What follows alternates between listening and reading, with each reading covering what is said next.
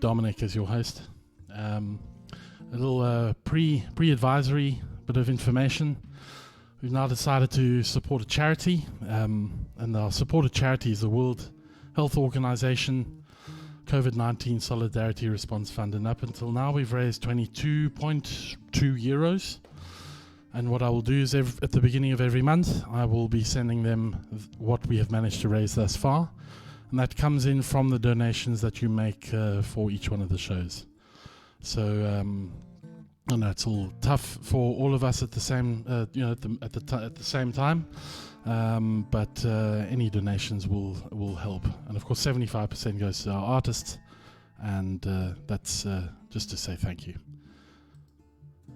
We've got a lovely guest in today, my good friend from Surrey in the United Kingdom, Michael Watts.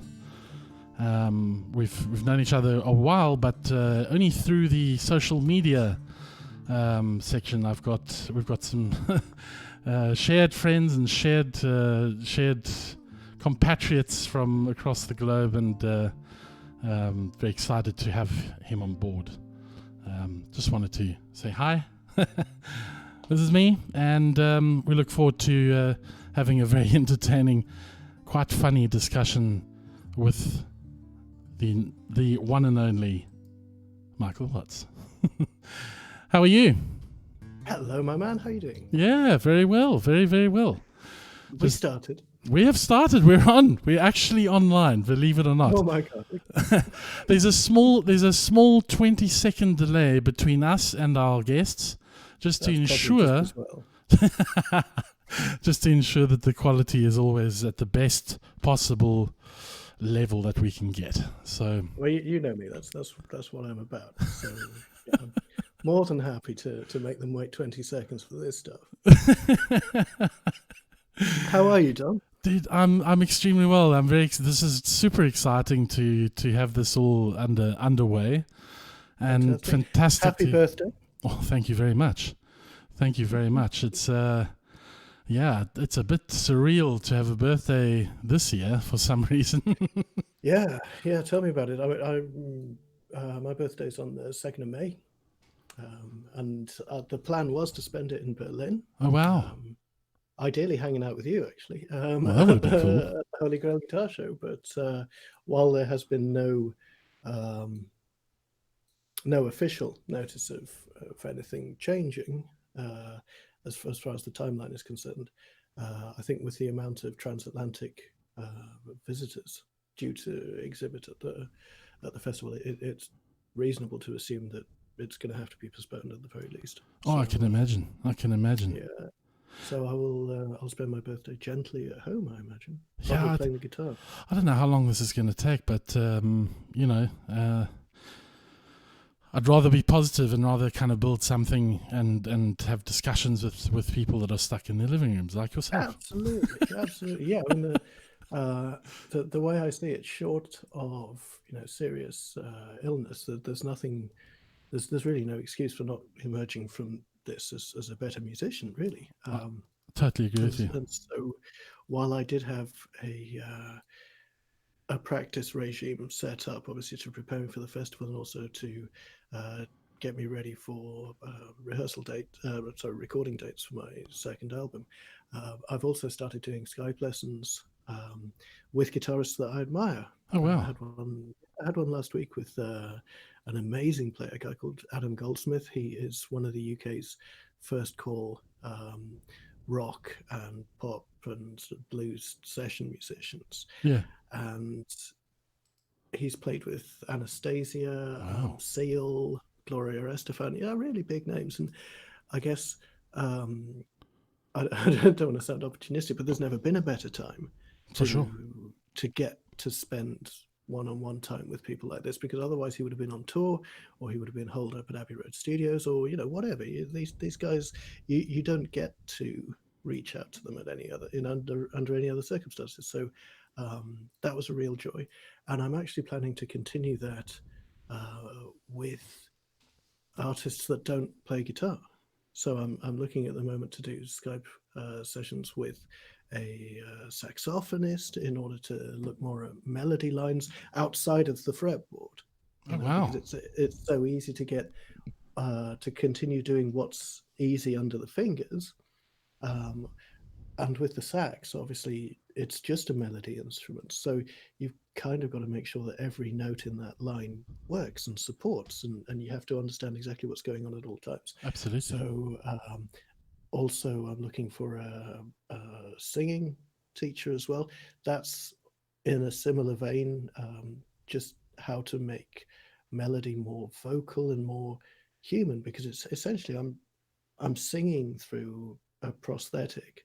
And so I want it to sound natural, like it's communication rather than just a load of pretty ideas that I happen to sort of glue together over the course of 3 minutes or so. That's fascinating. I think that is very similar to what Tommy Emmanuel says. He he obviously plays a lot of these voicings, and that's what they are. They're voicings.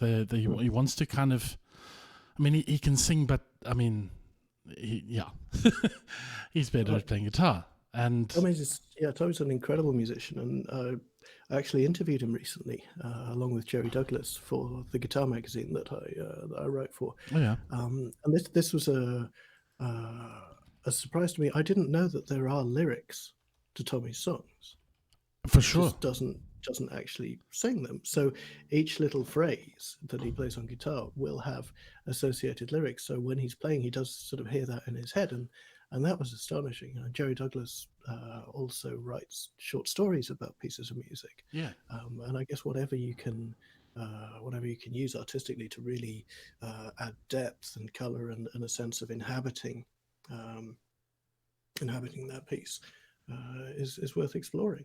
That's fascinating. It's totally fascinating. I only discovered Tommy in Australia when I was living there a number of years ago, and I was totally taken aback by the melodies that he's able to create. And it's not like they're not like any normal melody. It's there's a lot of thought that goes into that, and I'm fascinated by him. He's a wonderful musician. He's. The first time I saw him was many, many years ago. I was just a kid. I think I was about 19, 20, something like that. Yeah. And we actually played together at a festival, although he didn't know at the time. So we were on the same bill, and I went up and did my thing, and then Tommy came on and just blew the place apart. And I was like, well, who the hell was that? Oh my God. And then that weekend, I was working in a pub at the time, pulling pints, quite happily. Yeah. There you go, sir. And the TV was on, and it was the closing ceremony of the Sydney Olympics. And there's Tommy closing the thing. I was like, oh, okay, yeah. Right. That makes sense. That's who that guy was, right? Yeah, he's good. He's good. No, he's a talent. Unbelievable. I've actually you haven't spoken about my guitars on my wall yet, but the Timothy that I've got, which is hand built in Vietnam, right? So painstakingly built by hand, has got Tommy's signature on it, which is Really? signed in Perth in Western Australia. Yeah, you've got to be careful. He will sign your guitar. He will if you want him to. No, but it's nice. Some of it's rubbed off, but it's okay. I know it's there. Oh yeah, absolutely. You can probably put a little coat of varnish or something on top of it. I probably should, before it all disappears. Because right now it's like Tommy M. Tommy M. Well, who's that? CG. No one knows that guy. John Gone had a similar problem. He got Steve Vai to sign his guitar, Wilmer, the Loudon. I think Vi signed it on the back or something, and John's constantly shifting his guitar around his body, and it started to rub off. So oh God.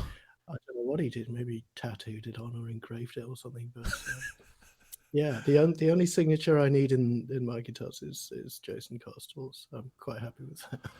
Jason Costal, that's a subject for which could take a while. But we will do. It will do. It will do. I actually asked Jason. I said, Jason has built. How many guitars have you got of his now? I've got 2. He's built more than that. Oh, he's certainly built a lot more than that. I think it's on 200 now. I've just got my cousin saying "Viel Glück zum Geburtstag." So thank you very much. Happy birthday. Right. Okay, fantastic. Is that happy birthday in Afrikaans? That's in German, actually. German. Yeah, "Viel Glück zum Geburtstag." My mistake. I often get confused. Well, Chronia Pola in Greek and Feliz Cumpleaños in Spanish as well. You can add those. Exactly. I'm just gonna. So every now and then I'll interject with a little message from the audience. Hi all. Hope everyone is well. Michael, great to see you and your lovely Costal MDW. Manuel Reichel. Oh, hello, Manuel.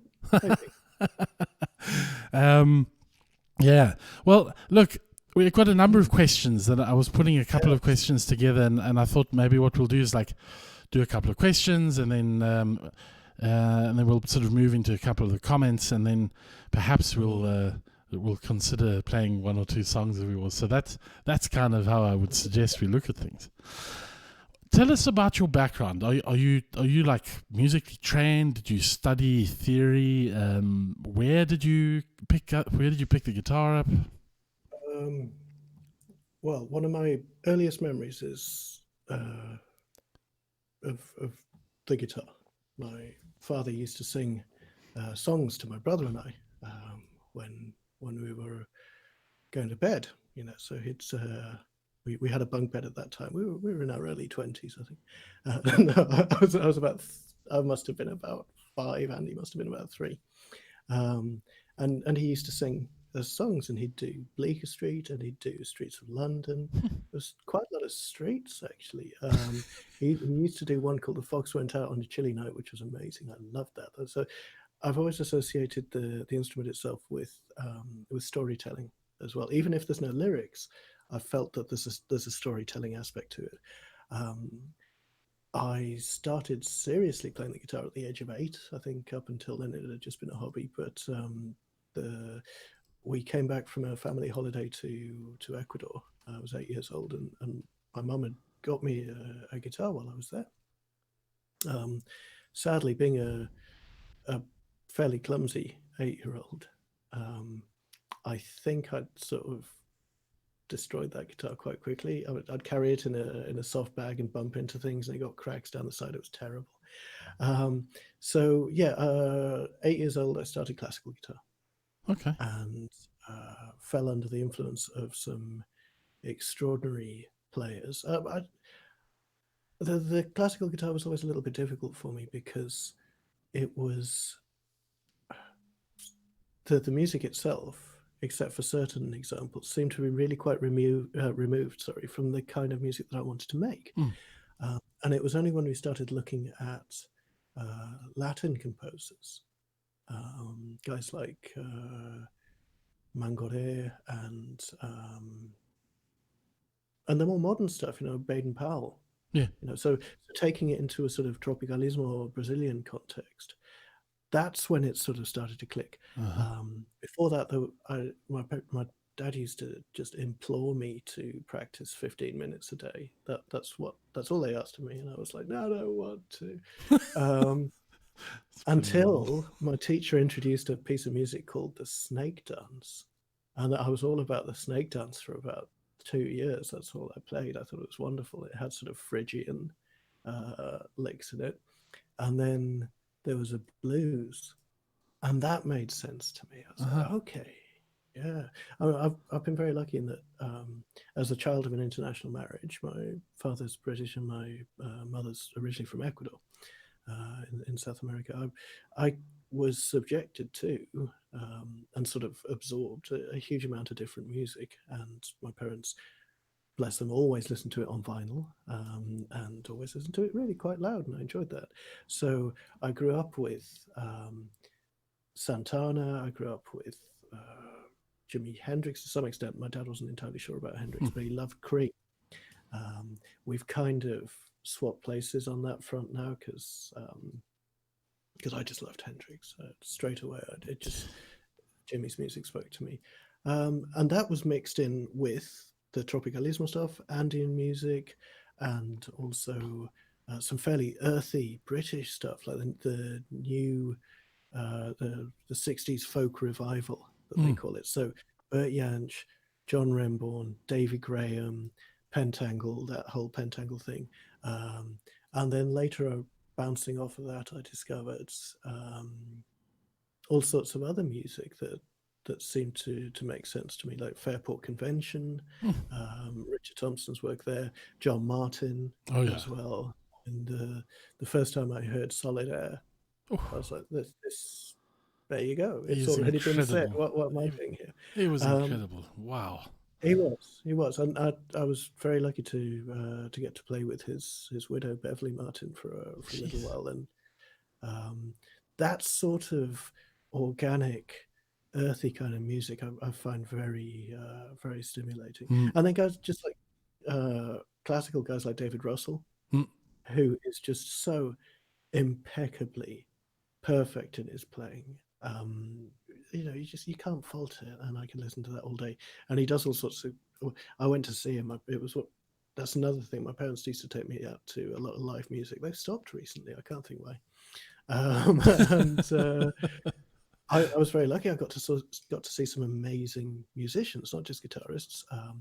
I think in the space of a couple of months, I saw Nigel Kennedy, Yehudi Menuhin, and Stefan Grappelli. What? I didn't appreciate it at the time. I was like 7. I slept through a lot of a gig by John Williams with the band Sky. What? Yeah, and I woke up in time to see Herbie Flowers playing tuba Smarties and blowing bubbles out of his tuba. But I was very little, and I'd had a mint choc chip cornetto ice cream, and I was feeling kind of sleepy at that point. Well, at least you remember bubbles being blown out of his tube. Absolutely, yeah. I would have been very upset if I'd missed that. And then it got to a certain point where I was discovering less well-known, but perhaps more interesting artists to me at the time.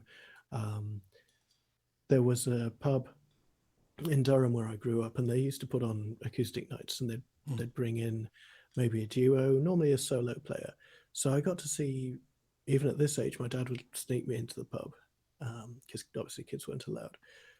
And I got to see John Remborn with Stefan Grossman, and that was incredible. Steve Phillips on resonator guitar.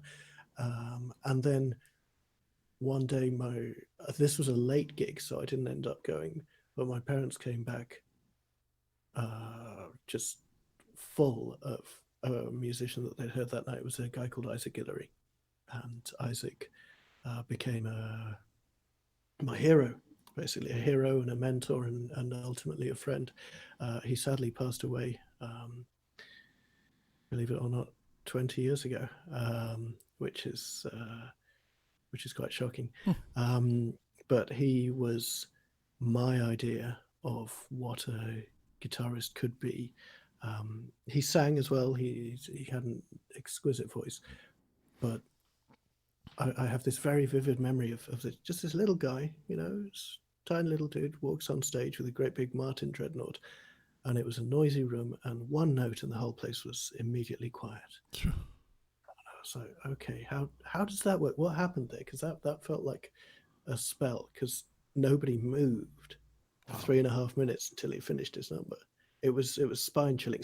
Something other happened in that room, and I didn't understand it. To be honest, I'm not sure I do now.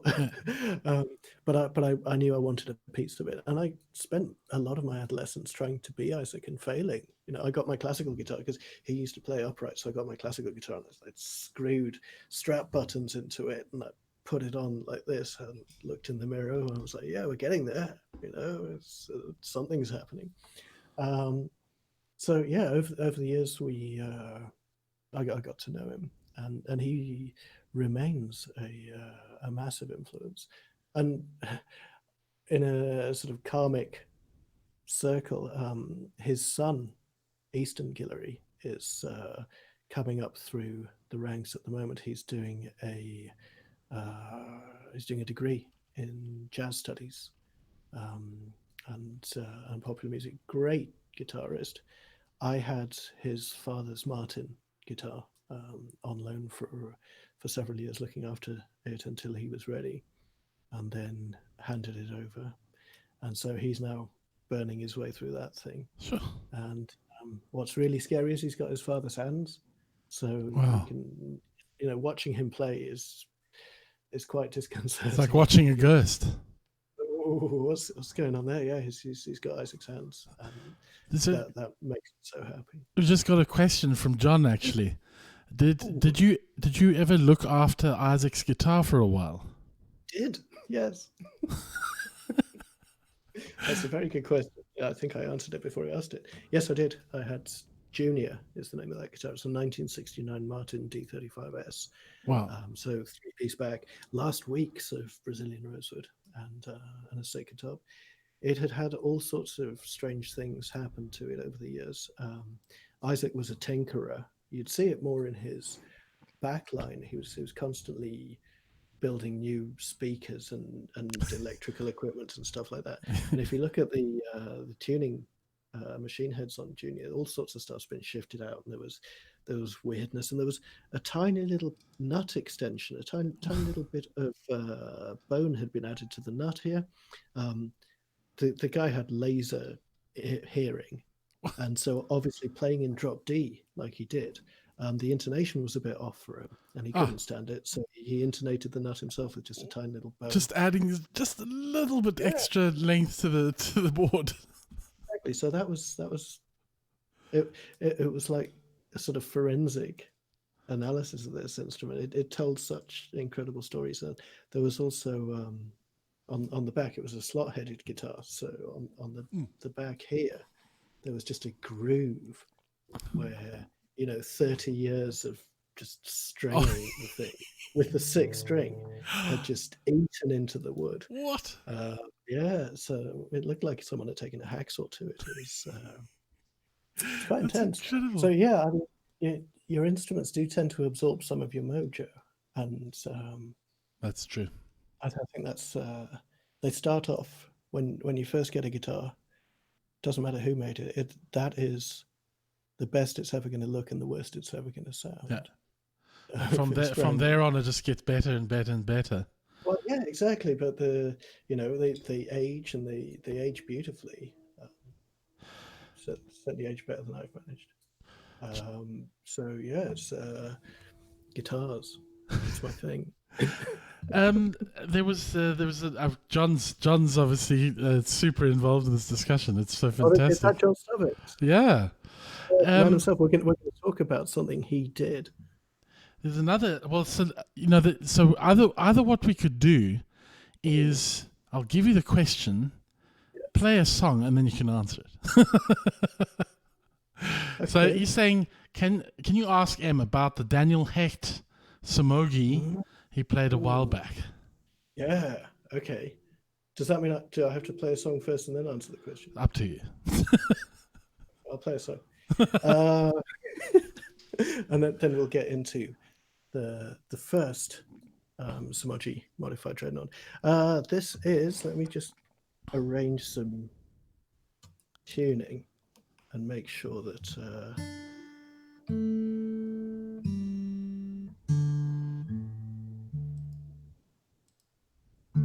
almost there you go. You see, this is the title track of my second record. It's called High Lab, which stands for Have You Left Anything Behind? Which was a sign that I saw as I left the cinema one day. And I know that's not quite what they meant, but it was a philosophical question that I was spectacularly unprepared for. And I found myself going, oh my God, yes, I have. And it's about this feeling of leaving things by the road and just carrying on walking. So here we go. It's in Dadgad and it's in C major. There we go. Get clever. And let's see. I'll scramble my way through this. Here we go. How's that sound for the guitar? Is that okay? Sounding great. No, it's good. Okay. It's perfect.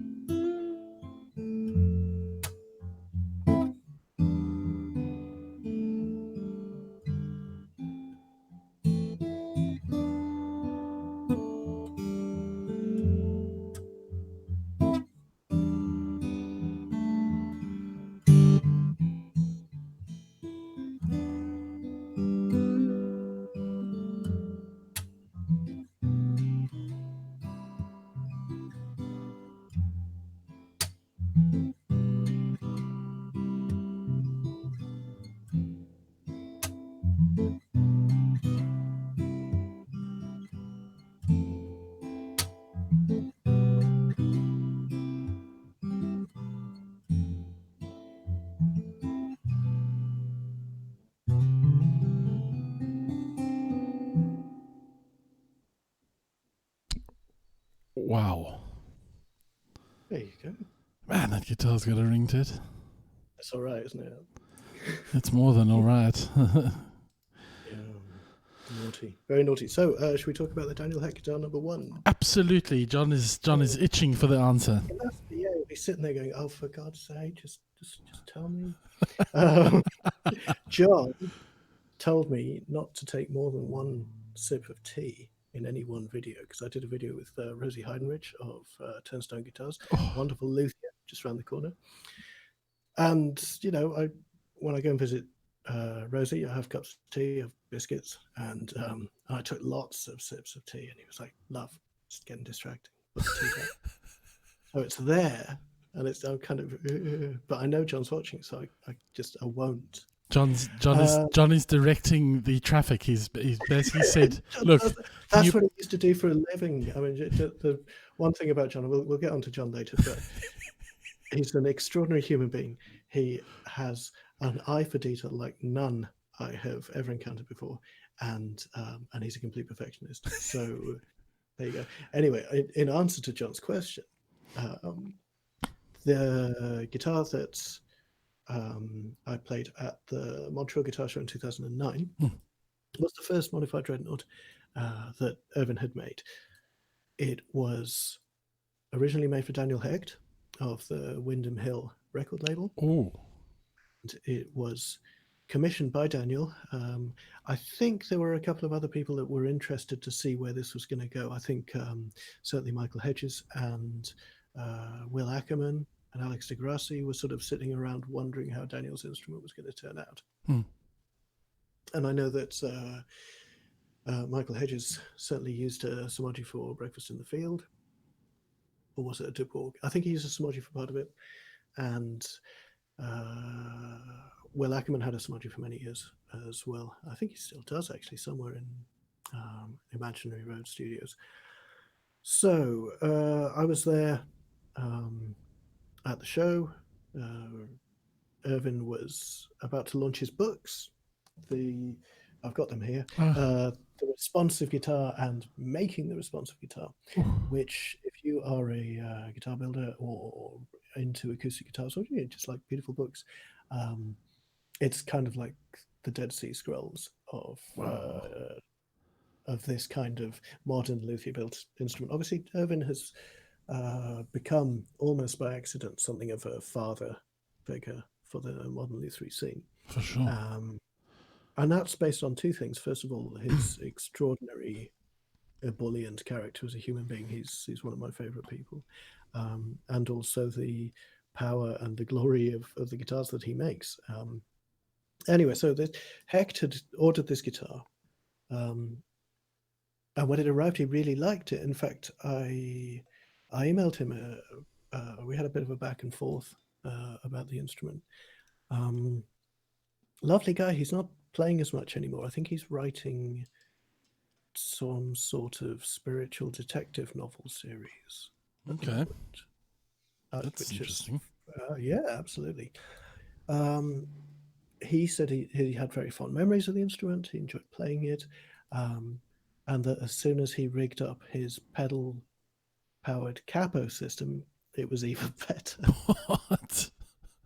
So what he'd done, there is footage of this online on YouTube.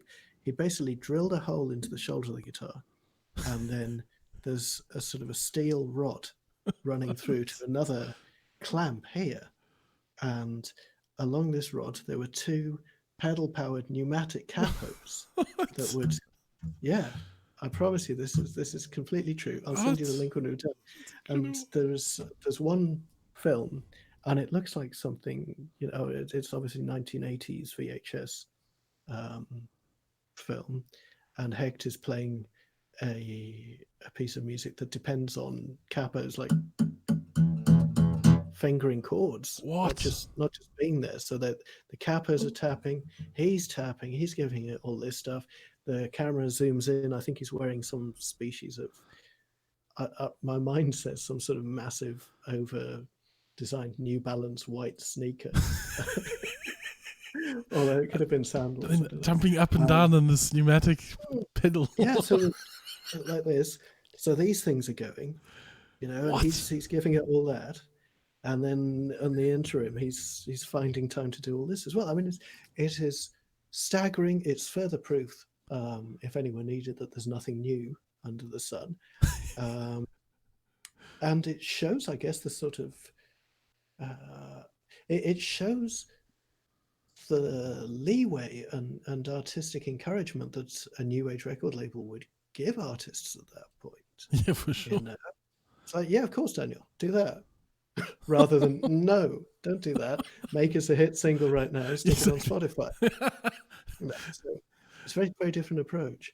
When I got the guitar, it had been refinished by Bill Tippin. It had come through Dream Guitars, so it was there with Paul Humiller and obviously Bill Tippin, who is an extraordinary luthier in his own right. I think he's out in Marblehead, Massachusetts, if memory serves me.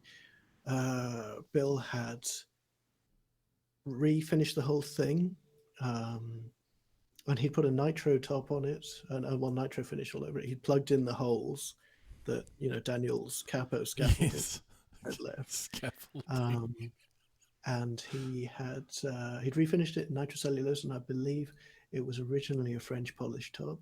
And Irvin conceded that he'd done a really nice job, but he would have liked to hear it in French polish. Okay, it's kind of understandable. So yeah, I was there at the show. Irvin and I had met, and I was playing for him for the first time. Jason Costle was there. It was the first time I met Jason, and a young lady who was part of the staff for the show came up and said, Mr. Samaji, we have this, obviously, a special guitar in a case. It's going to be on the stage. Is anybody playing it tonight? Because he had this private party for the launch of his books. And he said, yes, he is. And he pointed to me. I was like, yeah. Luckily, that was only about half an hour before I hit the stage with it. So otherwise, I would have been just terrified, because it's not, as we'll see today, it's not the size of your audience, it's the quality. Correct. And that was an audience of quite a small room, but it sat there was Michi Matsuda, Linda Manza, Mario Beauregard, obviously Melissa Greener was there, Kathy Wingert, Judy Threet, I think Julius Borges was there. The luthiers whose work I had idolized for years online, and suddenly there I was with them as my audience, and I played a piece of music, gave the guitar back to Jason, not knowing at the time that he was a monster fingerstyle player at all, until he took it and then played like half of Aerial Boundaries at me and put it in the case. I was like, can you do that again, please? why weren't you doing this? And he was like, oh, Irvin asked you. I was like, okay, suppose that's just it. I mean, I do have video footage of Jason Costle playing the guitar. Of course he is. And it is terrifying. I mean, he studied with Michael Hedges, Leo Kottke, Billy McLaughlin. He went through the whole Strobes thing. And he's a very capable musician. He's also a beautiful singer. What? Yeah, so he's kind of an all-round Renaissance man. I wonder who's going to get him to perform first. Well, I've tried my best. Every time I'm in Phoenix, I'm like, do you want to play? Do you want to do something for the camera? Do you want to do a duet or something? No. Won't do it. So I guess he's sort of maintained this mystique, which is fair enough. He's known for his sublime instruments, but one of the reasons that I believe his instruments are as good as they are is his ability to communicate with players. Yeah.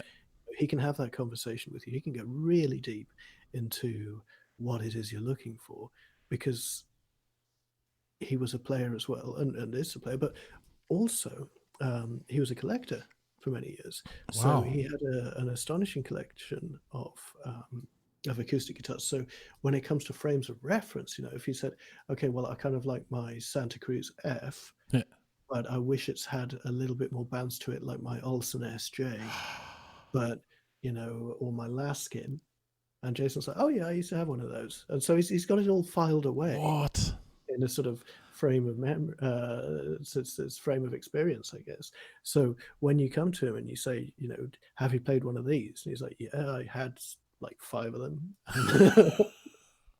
So really, there's nothing that you can really say to him that I think is going to surprise him. I mean, the conversation when it comes to ordering a guitar from him, it's very in depth, and it's informed a lot of the way that I've worked over the past 10 years. In my previous career as a dealer of high-end instruments, but more than anything as a player. Once you start to learn what's gone into the thing, you can learn how to bring that out of it. This guitar, the MTW being a case in point, I was looking for something that was kind of a small body, which this is, relatively. Jason makes an astonishing 00, which is really beautiful, but at the same time, I didn't want something too removed from my modified Dreadnought, the first one of which he'd made me, and I can fish that out a little bit later. So the idea of collaborating to design a model was certainly one of the highlights of my professional life. We went into a huge amount of depth, and it taught me a great deal. The way that he was like, yeah, I've basically redesigned the entire bracing. I've designed the way that the strings deflect on the top, the doming of the top, the way that the whole neck works. And when you see someone working, when you see an expert at work doing the sort of stuff that really allows them to stretch out, that's inspiring to me. And it could be anything. It could be calligraphy or someone specialized in languages. I find that absolutely fascinating. So working with Jason has been as much of an education as it has been a partnership. But who introduced the MDW first? Was that your concept or your idea first, or Jason? It was him. Oh, was it him? In a way, we were standing in Memphis over the grave of Elvis Presley. And it was one of those silences that sometimes happens. And a firefly, there was a firefly playing around. That was kind of magical. And he turned around to me and said, it's time I built you a new guitar. I was like, okay. And I'll go on, let's do this now then. I've been very lucky for the past 5 years or so. I'd had this to play with, which... Oh, there we go. It's quite a lot bigger body, actually. Absolutely, yeah. So you can see the difference in the two sizes. It's essentially the same shape, but just as I said before, it does sit a little higher in the lap as well. I'm not sure if this is anywhere near in tune, but I've been using this. Obviously, this was built during Jason's apprenticeship. It was built in the Smodgy workshop. So he'd work 12 hours with Irvin, and then when everyone had gone home, he'd work on this instrument. And that was I can't tell you how much this thing means to me. It's a privilege to own it. The back and sides are obviously the tree. I suspect if you've tuned into this, you'll have some indication of some appreciation of what that means. Oh yes.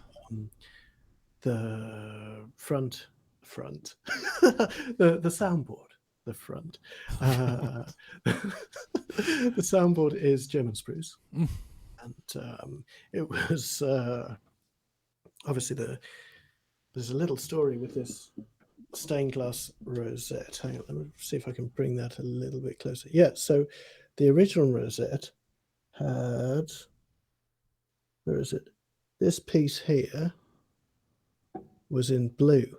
So basically it's tiny little tiles of wood. And Jason had finished the whole thing and decided he didn't like that blue tile. So he went back in there by hand with a chisel, excised the whole thing.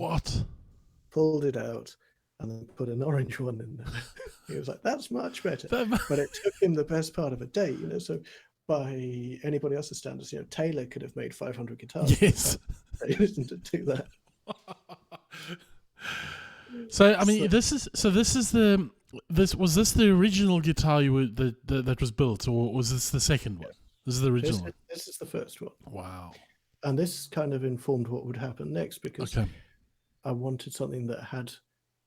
This was a voice that I'd learned to trust and learned to work with and learned to create with, and I didn't want a sort of an OM or a jumbo kind of thing. So we went back and forth, and the idea was that, I mean, this is speaking in terrible generalizations, which is something that I avoid whenever I can, but a rounder shape for an acoustic guitar will give you, within reason, a sweeter sound. But the rounder you go, and the more extreme those curves are, there's certainly a cutoff point for that, and you also start to lose power. Something that's more rectangular has the power but none of the sweetness. So for me, this, which has the curves in there, but it still has the power. I mean, this has got a huge sweet spot. Oh, you can imagine that must just be a cannon. It is, and it kicks you in the ribs. It's a big guitar. So Jason built in a wedge design. Lindeman's wedge. I guess you can see it like that. Oh yeah. So this bit here is thinner. Oh yeah. Than the lower bout. Otherwise, I'd just be over it like this. Yeah, it's too big. All manner of impinged nerves. So basically we started off with this, and then sort of looked at the double O model, and we thought, okay, so if you think of it objectively, when it comes to rounded guitars, you've got the jumbo, and then you've got the OM. So they're both kind of round. You've got the modified dreadnought, but there is not an OM version of the modified dreadnought per se. So that's where the gap was. As we saw it. It was like that's the niche. So we'll keep it dreadnought depth. We'll keep it with a cutaway. Although, this was just the first one, and Jason, I mean, he told me recently it's his most popular model now, which is something I'm interesting. very, very happy about and very proud of. But he's using it as a template for other things. He recently built a nylon string for Willie Porter on the MTW chassis.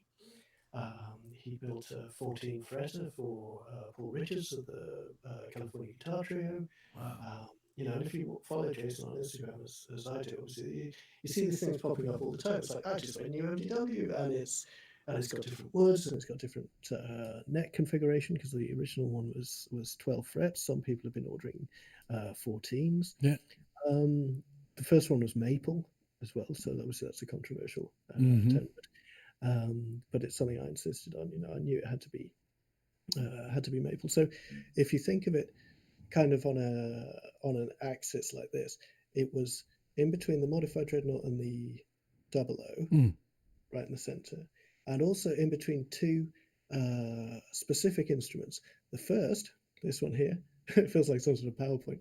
The first was a modified dreadnought built by Evan Samaji called the Andamento, and it was one that he'd made in maple, which was absolutely glorious. So that's what kind of set the maple thing going off in my head.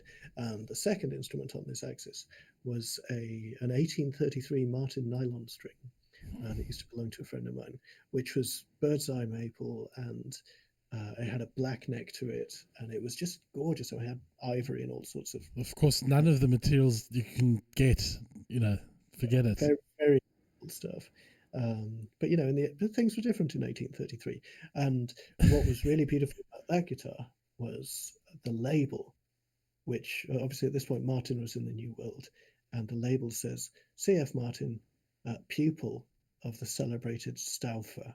Whoa. So that was Martin's apprentice label, and in this guitar we see a label that says Jason Costel, Luthier, handcrafted during an apprenticeship with Evan Samaji. So this is Jason's equivalent of that 1833. I like making patterns. I like it when things sort of come together like that. Well, it adds to the personality, and it adds to the the meaning, I guess, of the instrument.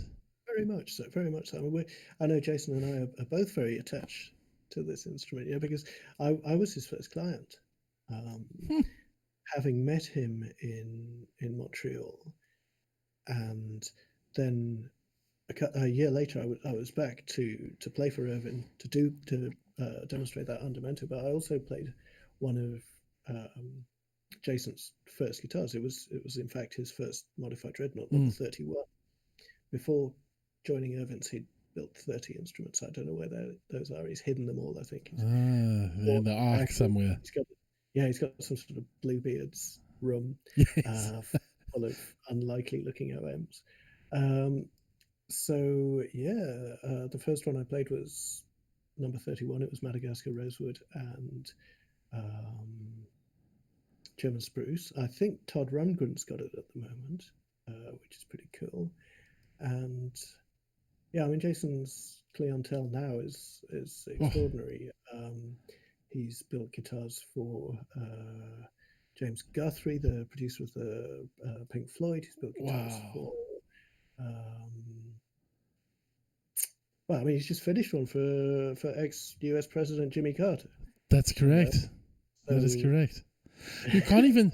I think are his books still closed? I hear that his books are closed. I've no idea. I mean, the thing with Jason is that there will always be demand.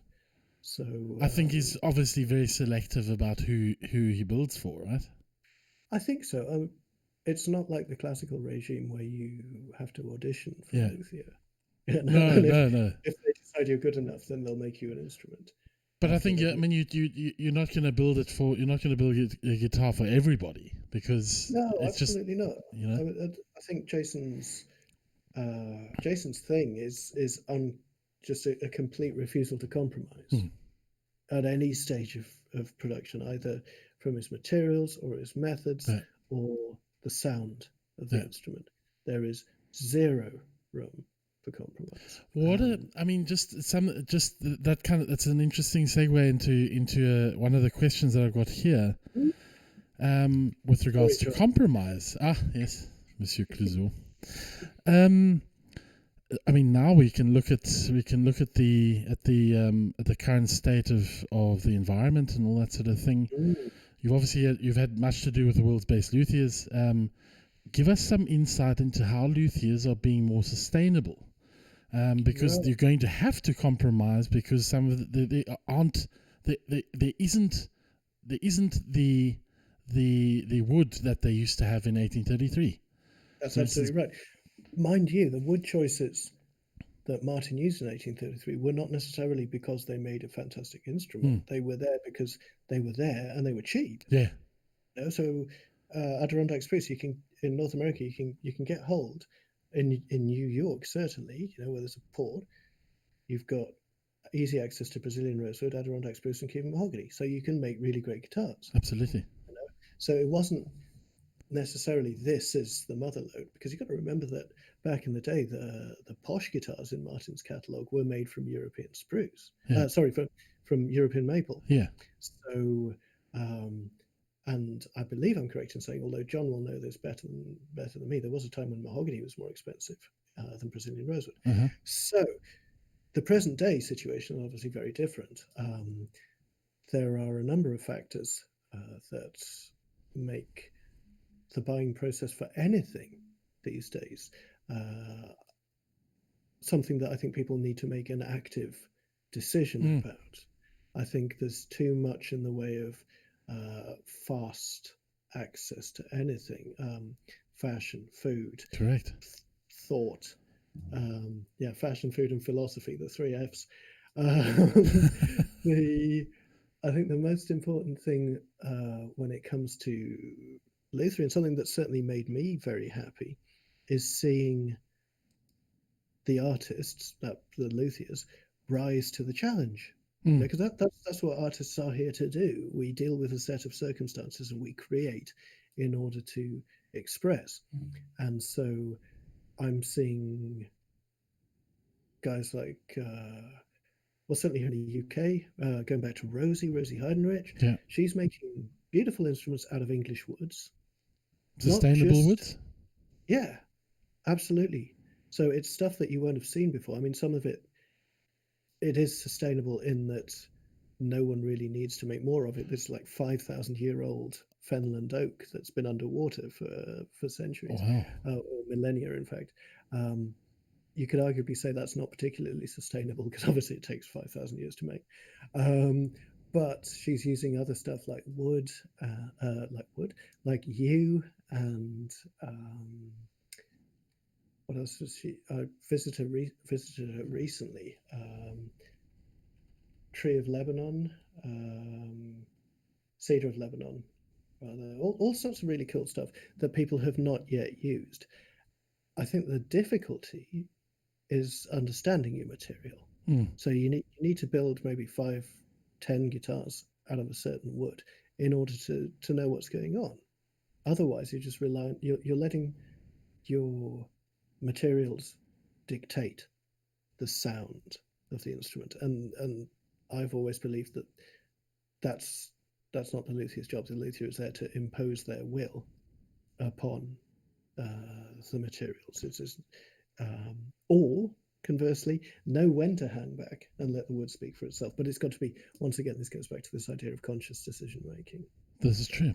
I mean, Uh, John's interjected here. He's saying many early makers, especially Lyon and Healy, wrongly suggested that mahogany was better sounding than Brazilian rosewood, which was always expensive even back in 1833.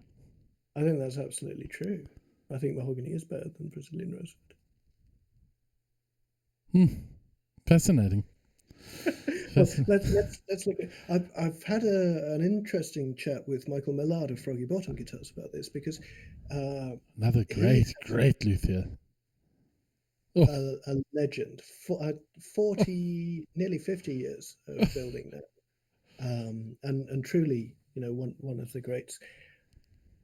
He has, it's not so much a theory, it's a sort of edict based on personal experience, that mahogany and rosewood, obviously they start off with very different characters. All things being equal, you can expect a sort of a shimmery tone from rosewood, high overtone content, scoop mids, all that sort of thing.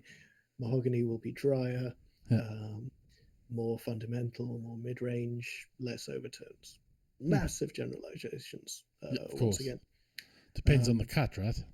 Exactly. And so Michael says that in his experience, over about sort of 25 years, those two things sort of start to converge, and they start, a Brazilian rosewood guitar will start to take on certain characteristics of the mahogany. The mid-range will fill out.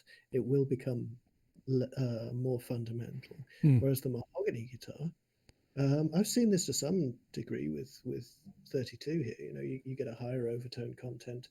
I'm not sure if it is more splashy and reverby, but it's certainly richer than it was when it was new. But so yeah, that's the great debate of our times. I think we have a responsibility to use any of the planet's resources as sustainably as we possibly can. Absolutely. Owning a guitar is a privilege. It's not a right. So, correct. I think if you can minimize the amount of damage that you've done to the earth and its resources and its people in getting that piece of wood, say you want to export a piece of Pernambuco or something out of Brazil, then you're trying to deal with all manner of exploitation in the rainforest of indigenous people, and just poor people on the ground there, and then you're trying to shift that around, leaving a carbon footprint and leaving all sorts of things open for CITES, fish and wildlife. It's a nightmare. There's literally, plus there's the fact that there's any number of Amazonian crackwoods that the Brazilians will call Pernambuco, in order to sell it. So what you want is the tiny stuff that goes purple when you pull the dye out of it. So that's another minefield. I guess that I've seen moves towards responsible stewardship by Taylor Guitars. we've all seen instruments that have been made along sort of greener lines by Gibson or Martin, people like that. Gibson released a line of electrics. I can't remember what they call them, Smartwood or something. And John Gone made a really great point. We were sitting in his house looking at guitar magazines, and he turned around, I love you seeing these. I was like, well, yeah, I guess. And he was like, well, if you care about the environment, if you care about the woods, then all your guitars should be made like this. You know, your entire line should start using this stuff. It shouldn't just be some, here's a guitar for the hippies. So, I mean, John brought up another point. He's actually just received lunch from his butler. Oh, excellent. Obviously, the tree is mahogany. My Costal Double O is wonderful beeswing mahogany. I agree, maybe Brazilian rosewood is overrated. It's just part of the recipe that makes up the sound. Michael? Yes. In the instances that I've had recently where I have advised people about guitars, and that's not my job anymore, but that was always the bit that I loved. You know, that was the joy of that conversation. It's a conversation I've had with John and a lot of other very lovely people. When it comes to designing an instrument, there are three things that I think are particularly important, and I approach them in this order. Scale length, so that's the length from here to here. That dictates everything about the guitar.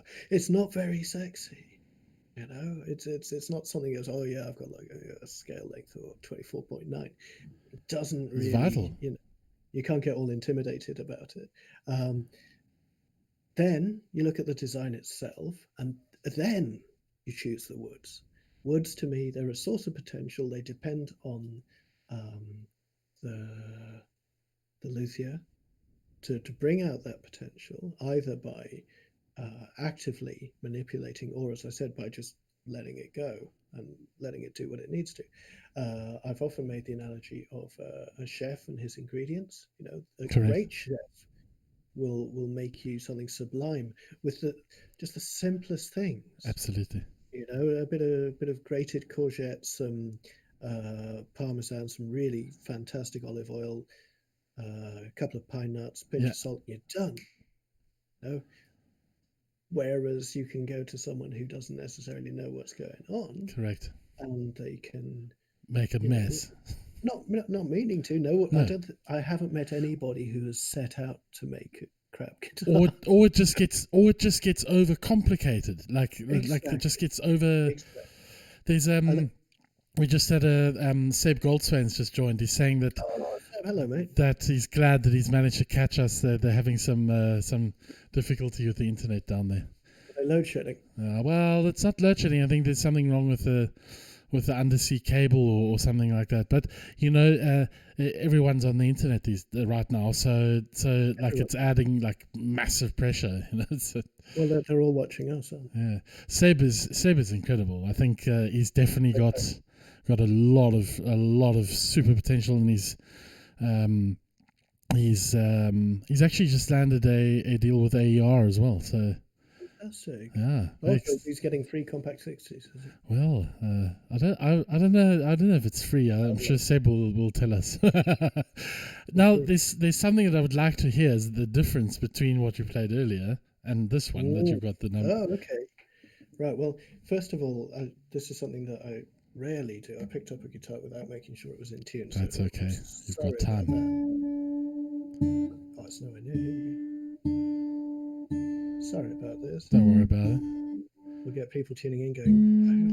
Luckily, there's another person here that cannot play guitar without it being in tune.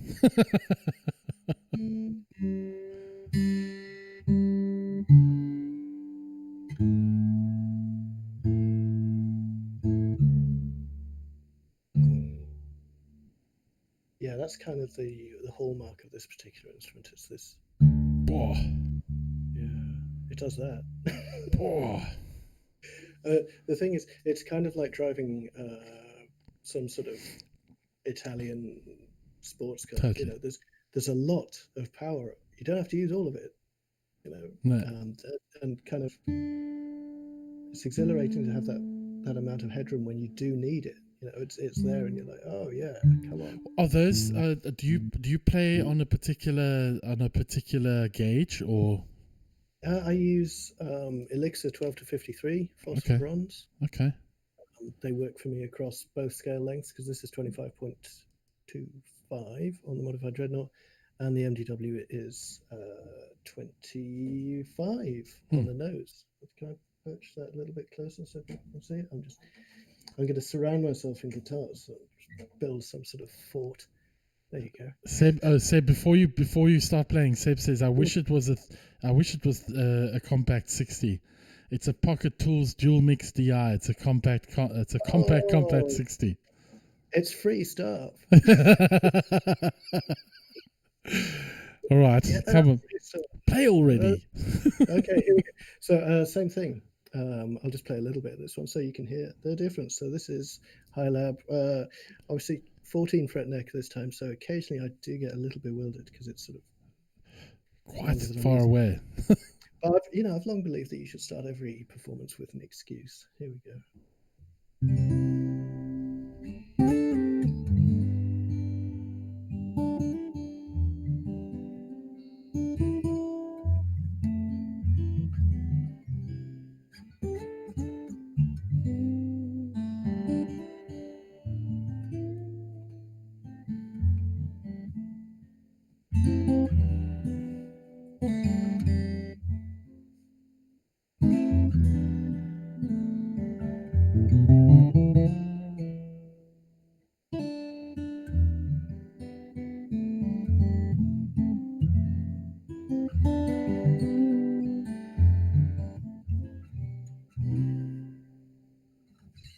So yeah, that's what it does. It's basically that's incredible.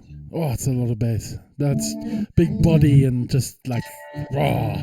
Yeah, exactly. So it's kind of a bulldozer of a Yeah. guitar. The MTW is more intimate. Yeah. It's still a little puncher, Oh, wow.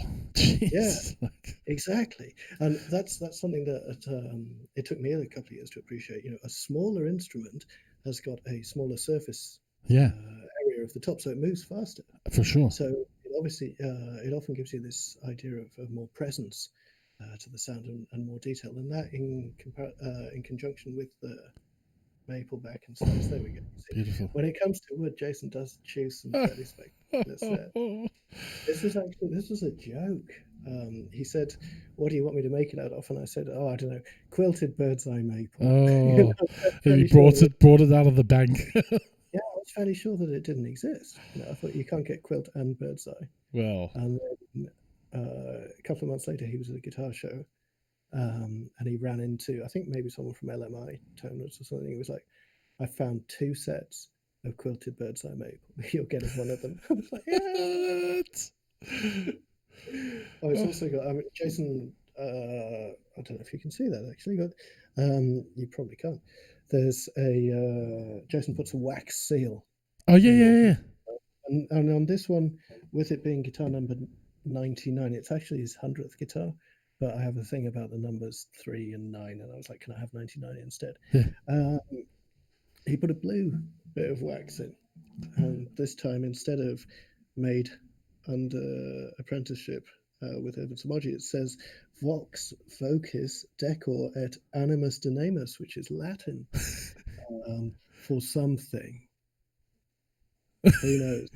I think Jason's got a direct line to the Vatican, and he I'm sure. One thing that you won't be able to see, but which I can and which I love, is that if you hold the guitar up to the light, you can actually see the light coming in through the maple. What? Yeah, it's incredible. Very, very thin. So with a Samogi instrument, I should let people know that the rims are very tough. Yeah. Indeed, you could stand on this instrument, you wouldn't necessarily break it, but I wouldn't advise it. No. And then what you have is a very, very live back. Very lively back. Very live front. Yeah. Top. To coin my original phrase. So yes. with both my guitars, the inner laminate of the sides, because it's two sides glued together. Yeah. Um, both of these are ebony, and that started off.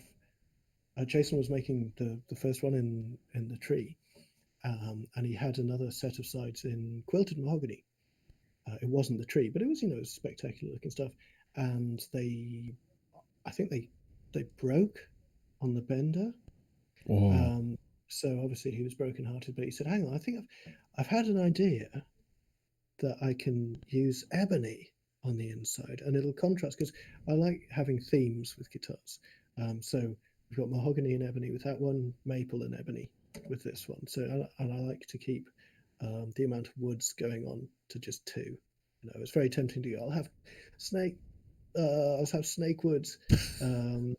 Fretboard purfling and a Pal Ferro fretboard and Cocobolo back and sides. that's and where all the this. complications come into play. Before you know it, you've just got this nightmare, this Fruit salad.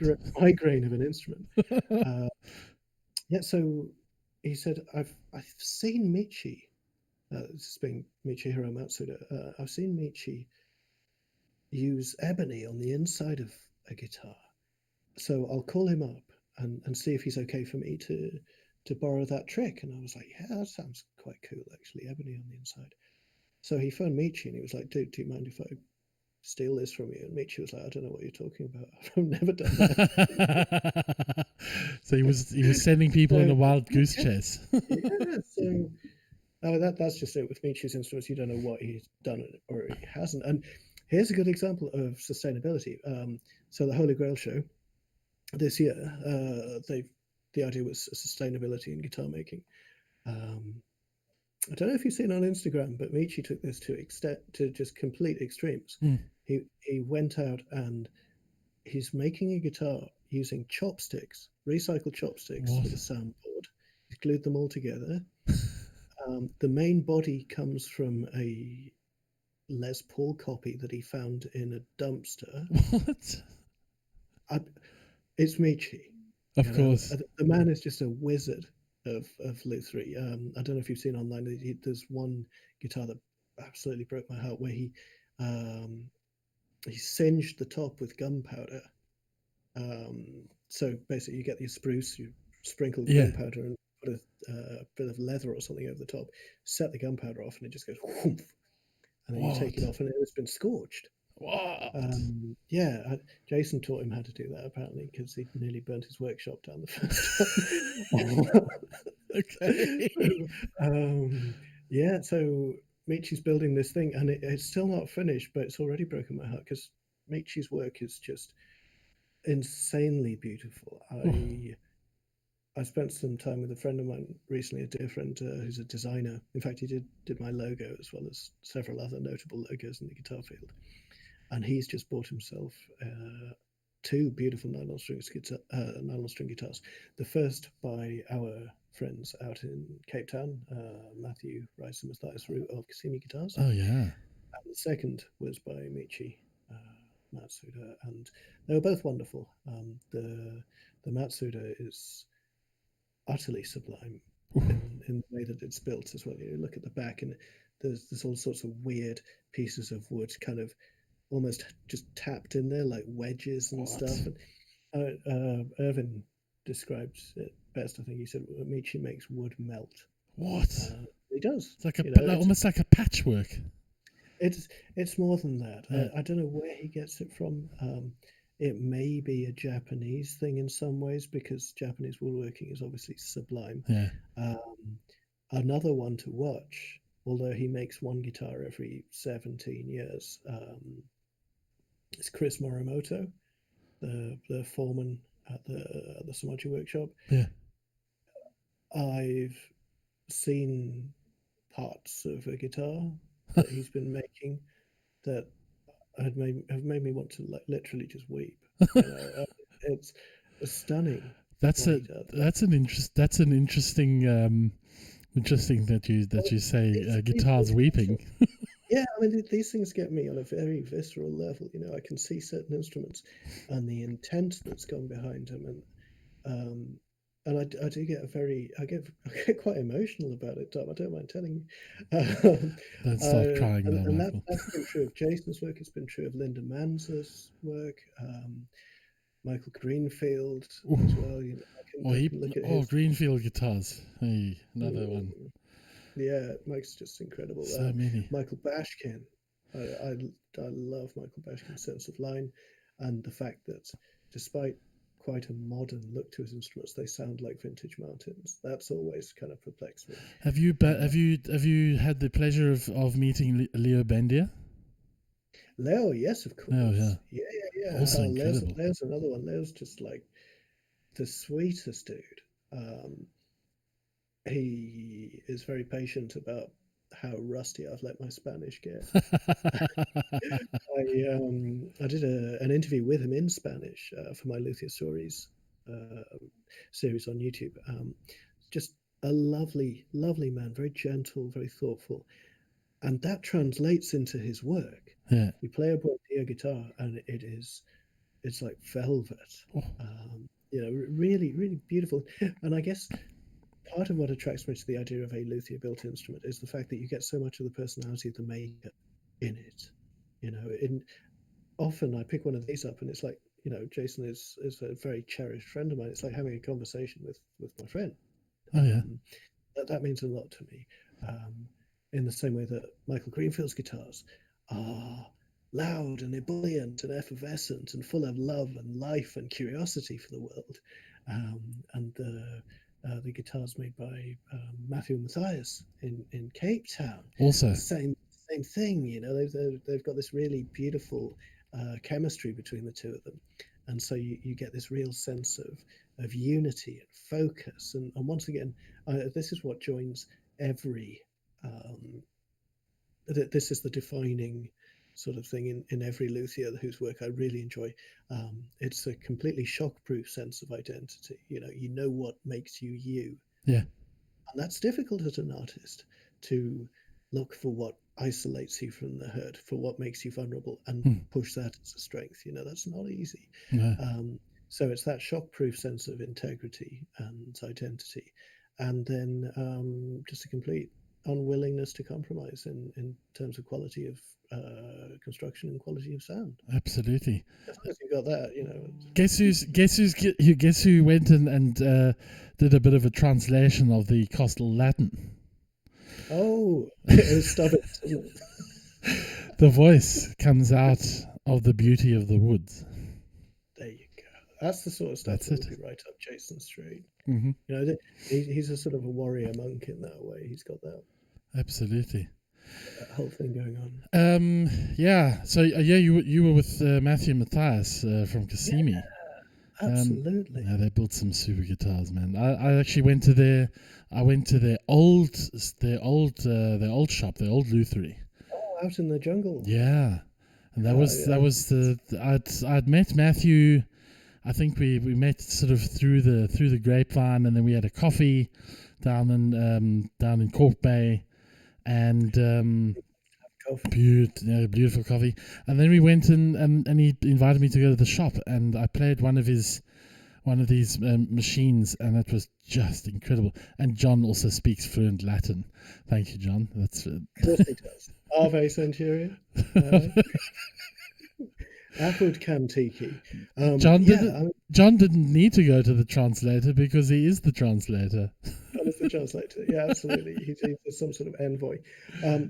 Going back to Kissimmee guitars, it's interesting the way that Lutherie sort of permeates throughout the world. Because if you think about it, they're on the tip of Africa. How the hell did these guys get there? For sure.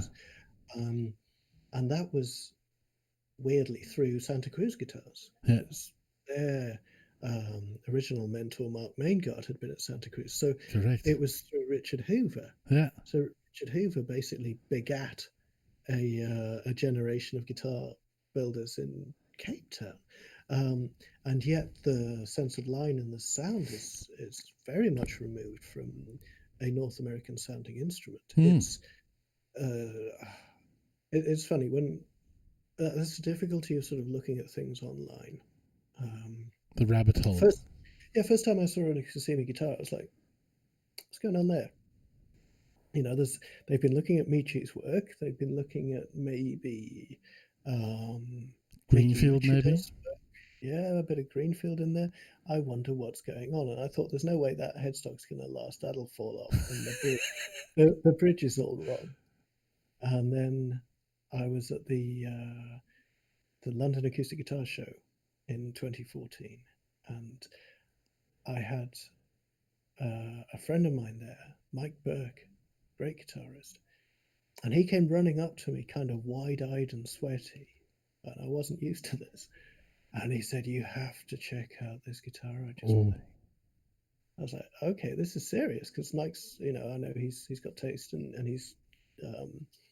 he'd commissioned a couple of instruments in the past. And so I went over, and there were the guitars that I'd seen online, and there were these two really just utterly adorable South Africans standing behind the table, all wide-eyed. First massive show that they've. Yeah. And I said, "Look, I can't play these in this room." It was a great big concert, great big exhibition centre. It wasn't going to do them justice. So, we went to a private listening room, which was a little bit better. And I sat down, and they handed me the first guitar, and the first note nearly knocked me off my chair. And I thought, no, I've got to keep it together, man. I've got to stay cool. I can't let them see how much they've shaken me. Show my weakness. And then I tuned the whole thing down to dead cat, and this thing's it's like a rhinoceros. That's a beast. That is a beast. Were they already using the sound port back then or not? They started using the sound port on that instrument about 3 weeks before they came to England. They'd finished the whole thing, and they were like, "Yeah, we should maybe put a sound port in this, And they just attacked it with a hammer. Yeah, of course. And then sort of sanded it out, and they were like, "Oh, it looks good." It's good. And then they went to England on a finished guitar. Yeah, I mean, we have a thing, Matthew and Matthias and I, we love the idea of harebrained schemes, especially ones that come off. And one harebrained scheme was them hammering a hole into the side of this guitar and then getting on the next flight to London to see me. And then I returned the favor a couple of years later by doing an equally harebrained scheme. They were being filmed by CNN, and they said, why don't you come over here and play concert or something? So I did. I just beautiful people. You get a sense of personality through their instruments. You get a sense of the love that's gone into it, and I think that's so important. I think when you commission an instrument, you have a responsibility to work with. Actually, no, it's not just an instrument. When you commission anything from somebody, you want them to be able to build it with a glad heart. You want them to be able to build it with the best of their abilities, and as such, there's a level of understanding that needs to happen. It can't just be a transactional occurrence. I feel Jason might concur, he might not. I think so. I feel there's as much of me going into these guitars as they're being built as there is when they arrive.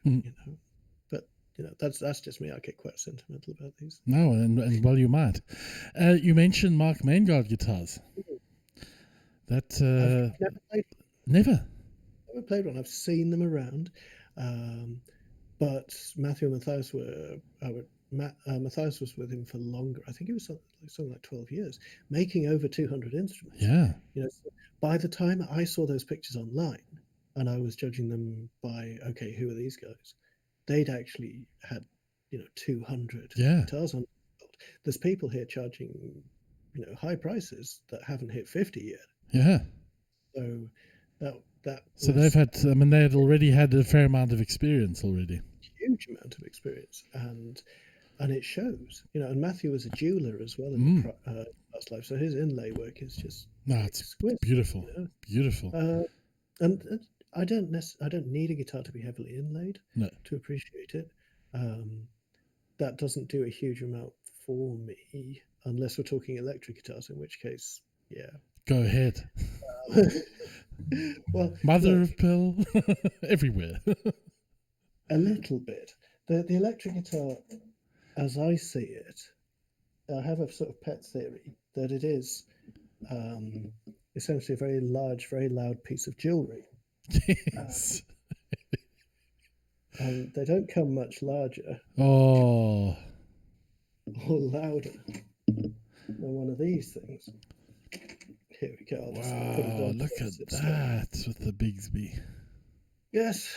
So my approach to the electric guitar is far less nuanced and informed and educated than my approach to the acoustic. I like wearing one of these things and hitting a fuzz pedal and letting it feed back and then just sort of wiggling this. And I like having a really loud amp. I'm no Pat Metheny, but there's a joy to the design. Yeah, it does. There are a lot of things wrong with it as well. Don't get me wrong. I mean, if the best intonated guitar you've got in your studio is a Gretsch, then you're in trouble. But they look fantastic. They sound fantastic. And I'm massively attached to it's a beauty. I've been looking at actually getting a Gretsch as well, but I've really been enjoying my Strat here. Strats, yeah. You know what? I don't know if it's because I had a couple of fairly traumatic experiences with Strats. I think it's like, I don't know, for lack of better explanation, but I think with Strats and various other brands that are creating so many instruments, the chance of disappointment is possibly quite high. Yeah. Well, I don't know what it is. Maybe I just champion the underdog, but my favorite Fender guitar is the Telecaster, because it fights back. The Strat was always a little too forgiving. Forgiving, and the Tele's got that massive bridge. Well, an original Tele, it's got that overwound bridge pickup on the brass plate. So it really smells. And a lot of my favorite artists that use Teles, like Roy Buchanan, Jeff Beck back in the day, Jimmy Page, were really pulling the best out of them. Obviously, I mentioned how much I love Hendrix, and he was a Strat man. So I've kind of got to reconcile that. But I'm happy I'm kind of happy just leaving Jimmy alone. Yeah. He was the master. I was talking to Jared James Nichols about this recently. I interviewed him for the Guitar Magazine, and he started off on Strat. Now he's better known for the Les Paul, but he started off as what he calls a Stevie Ray Vaughan-a-bee. So he was all Strat and heavy strings and tube screamers and all this sort of stuff. And now he's like P90s and just fingers. So he's kind of like a fingerstyle lead guitarist, which, seeing Mike Knopfler and Jeff Beck and the vocal quality that they infuse their playing with, I can really get behind that. For sure. Totally. I wanted to talk about, we've talked about John in Latin. Yes. This is his Ecce Homo. So John's written a beautiful book. This isn't it. This is the, what did he call it? Proof copy, not for publication. But this thing I was kind of obsessed with for the longest time. I don't have my copy. It's up in Durham with my dad, who's been enjoying it. Yeah, but go online, have a search for the book The Devil Is in It. Okay. At the time I received this, it was called Guitar, A History of Love and Obsession, which I think is the sort of the strap line to it. It's a beautiful book. I can't wait. I would love to actually get hold of a copy. I don't know. You said you can order them over John's website. Olferian Press, actually, Olferian Press. And once again, John has gone completely no compromise. So I think he's made it's a limited edition. Oh, get in And there. once they're gone, they're gone. Damn it. So he's made the most beautiful book that you could put next to a guitar of this caliber or a vintage Gibson or Martin. You know, the whole thing is a haptic, sensual experience. The page edges are rough. The kerning, the spaces in between the letters is beautifully judged. The lines of the whole thing just make it a truly immersive experience. You know, it's a book you can lose yourself in. It's weighty. It's quite a tome.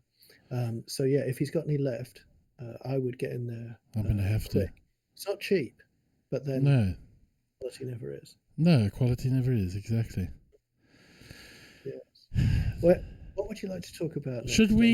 Should we play another 300. 300. 300 what? 300, 300 books. 300 books. Oh, I thought we were talking about like What, like obscure price? Probably more than that. No. It's I think the price is 1/3 of that. No, 2/3 of that. Yeah, it's not cheap. What about another song, and then we Let's do will. another song.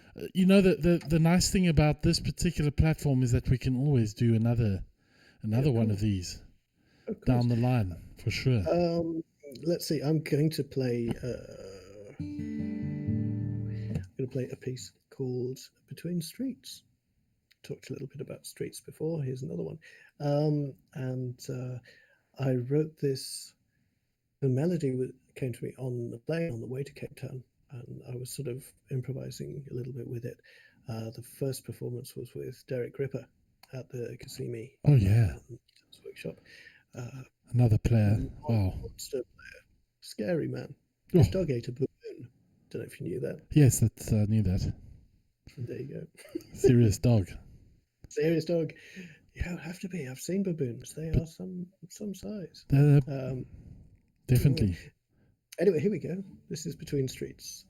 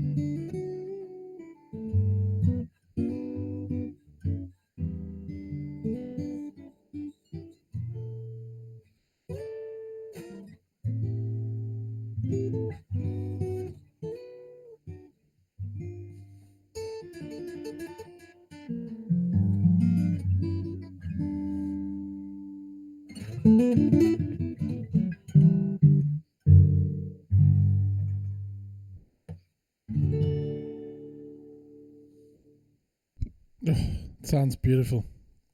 Thank you. Sounds absolutely beautiful.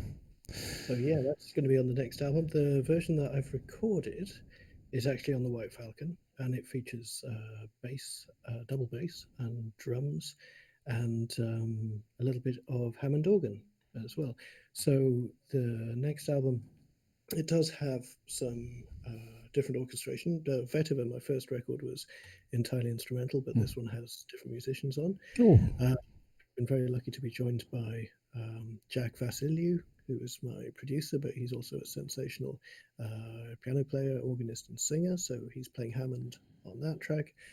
Rex Horan and Evan Jenkins, the rhythm section there, and they've done just a glorious job. And I've got for High Lab, the title track. I'm very happy to welcome Matt Malley of Counting Crows on bass.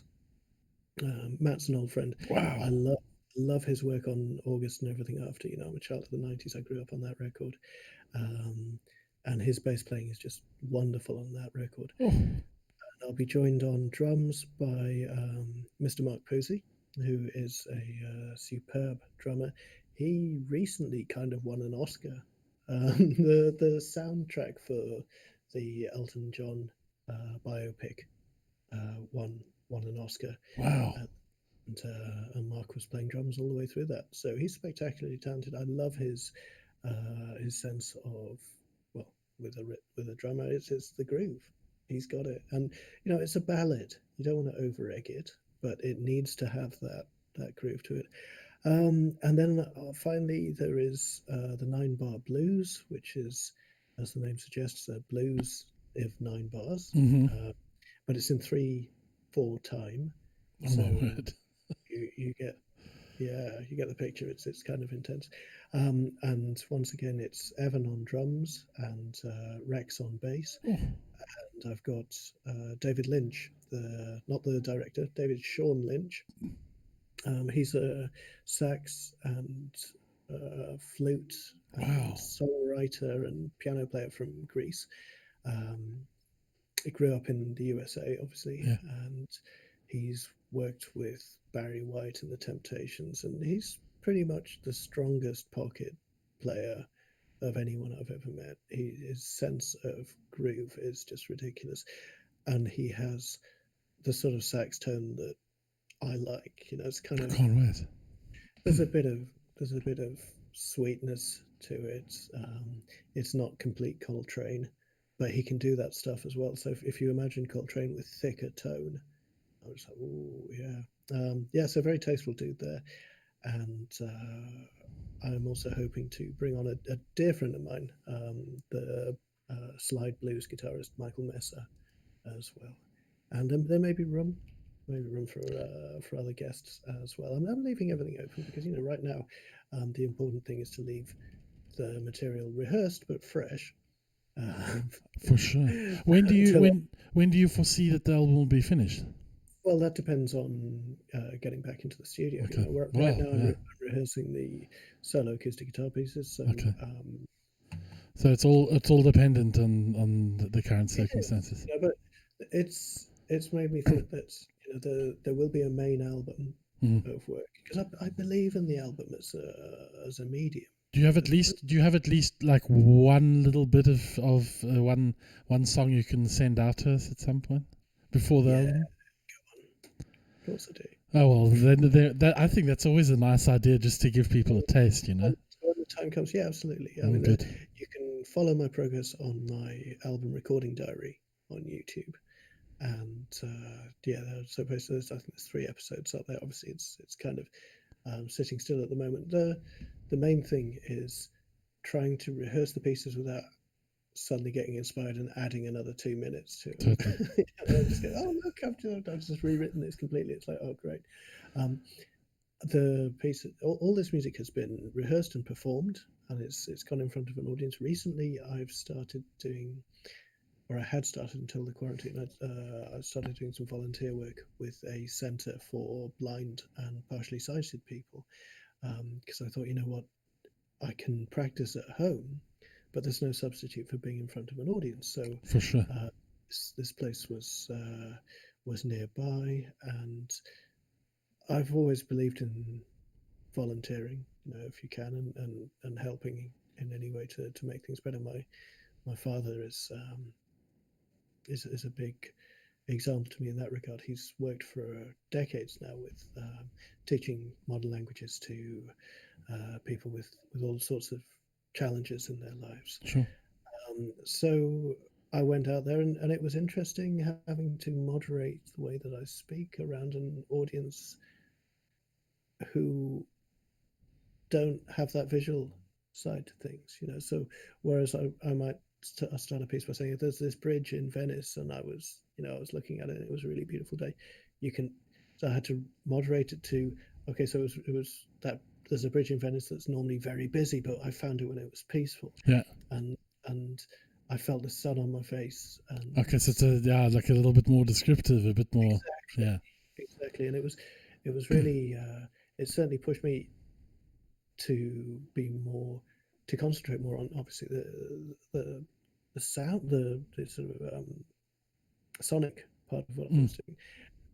And it was really interesting to hear their response as well. There was no applause. They just started talking to me, so there was no white noise or anything. They just say, "Oh, that was lovely, thank you very much." And I'm sitting there, just a little bit. I don't know.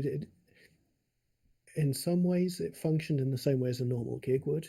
I turned up, I set up, I forgot how my amp worked, my guitar was out of tune. All the little things that send your cortisone spiking and make the fight or flight reflex so delicious at this point. And you're sitting there going, "Come on, hands, work."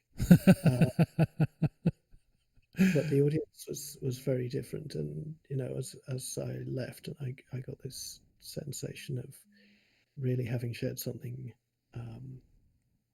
really powerful, and I was very grateful. Incredible. To have done this. I'm looking forward to getting back into it. Well, we're looking forward to the new album, for sure. Yeah, as I might, it's been it's something that I've put a lot of love into. I've been very much guided by melody as opposed to the guitar. A lot of it's been written away from the instrument, but at the end of the day, it's just something that I've loved doing, and I'm looking forward to sharing it with you. Maybe what we can do is once it's launched, we can maybe do a talk through one or two of the tracks. Oh, I'd love that. That would be pretty cool, hey? Yeah, that would be great. Good. Absolutely anything. I mean, what I'd like, when all this calms down, whenever that happens to be, is to be able to share this music and get back out into the public eye. Yeah, I mean, I spoke earlier of the importance of a quality audience, and I've been very, very lucky, very grateful for the people that do listen to me, because you don't have to. There's nothing. But we want to. Yeah, there's nothing obligatory about any of this. So yeah, I'm looking forward to getting out there and making music with other people. It's kind of difficult. When I left guitar retail as a career, I worked for the first time in my professional life with people who weren't musicians. Interesting. And I'm not going to lie to you, Dom, they're quite weird. I was a bit freaked out. I was like, so you don't create, you don't paint, you don't dance, you don't sing. No, that's this. Yeah, I couldn't want to continue the rest of my life without being part of the music industry and working with musicians and doing what I can to assist and help. So, it's what we're here for. It's what we're here for, and it helps us on a personal level. It helps us explain and deal with the world around us, and on a universal level, it helps other people do the same thing. So, exactly, as far as I'm concerned, it does nothing but good. Well, on that note, it's been a fantastic discussion. Thank you so much for so much of your time. It's been absolutely incredible. Everyone, Michael Watts. Thank you, everyone. Really I'm gonna come out of the discussion with one of Michael's tracks and finish up. Mike, thank you very much. My pleasure. See you soon. That was Michael Watts. What a fantastic artist, absolutely tremendous. I'm going to leave you all with. I think we said that I would finish up with Vetiver. So hope you enjoy this, and look forward to seeing you again soon. I think Vetiver is good. Yeah, this is the one.